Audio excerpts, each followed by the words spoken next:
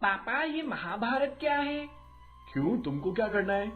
बताओगा क्या होता है ये महाभारत?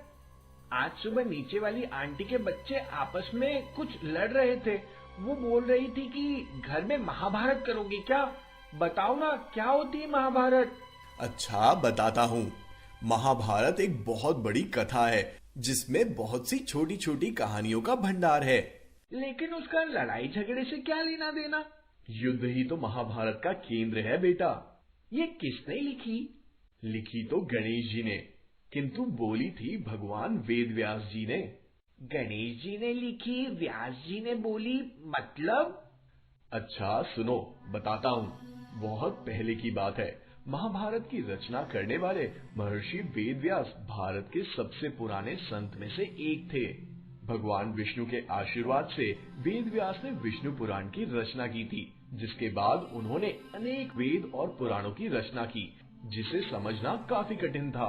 इसीलिए उन्होंने उसे अलग अलग भाग में विभाजित करते हुए 4 वेद और 18 पुराण बना दिए, जिसके बाद उन्हें वेद विभाजन कर्ता का भी नाम मिला। भगवान, मैं एक ग्रंथ की रचना कर रहा हूँ जो सभी वेदों का सार है तथा जिसके पढ़ने मात्र से लोगों का कल्याण निश्चित है। हे व्यास जी, कृपया भगवान गणेश जी को इसके लेखन के लिए निवेदन करिए। ब्रह्मा जी इतना कहकर चले गए। इसके बाद व्यास जी ने भगवान श्री गणेश का आह्वान किया और उनसे अपने इस पवित्र ग्रंथ को लिखने को कहा।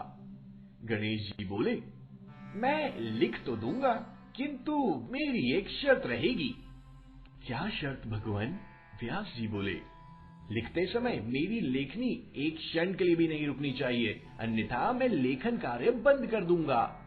जैसी आपकी इच्छा प्रभु, किंतु मेरा एक निवेदन है कि मैं जो भी बोलूं आप उसे बिना विचार किए नहीं लिखेंगे, यानी कि आप मेरे द्वारा बोले गए श्लोक के पूरे अर्थ समझकर ही लिखेंगे। तथास्तु।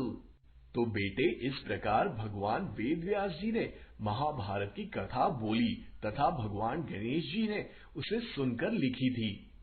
अच्छा, और फिर क्या हुआ? फिर बाद में बताएंगे। ओके ओके, बट इतना तो बताओ ना कि ये महाभारत क्यों लिखा गया था?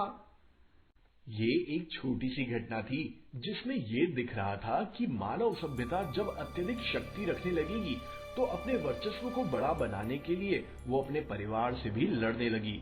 परिवार में भी जब बड़े बूढ़ों ने सही और गलत को देखने की मर्यादा छोड़ दी, तब परिवार के लोग आपस में कट मरने लगे।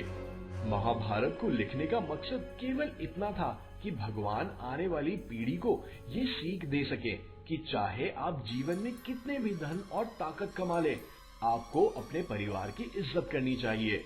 इसीलिए महाभारत समाज के बारे में सीख देने के लिए लिखा गया है। महाभारत जीवन को जीने का तरीका बताने के लिए लिखा गया है। इसे लिखने का मुख्य उद्देश्य आने वाली पीढ़ी को सही राह दिखाना है।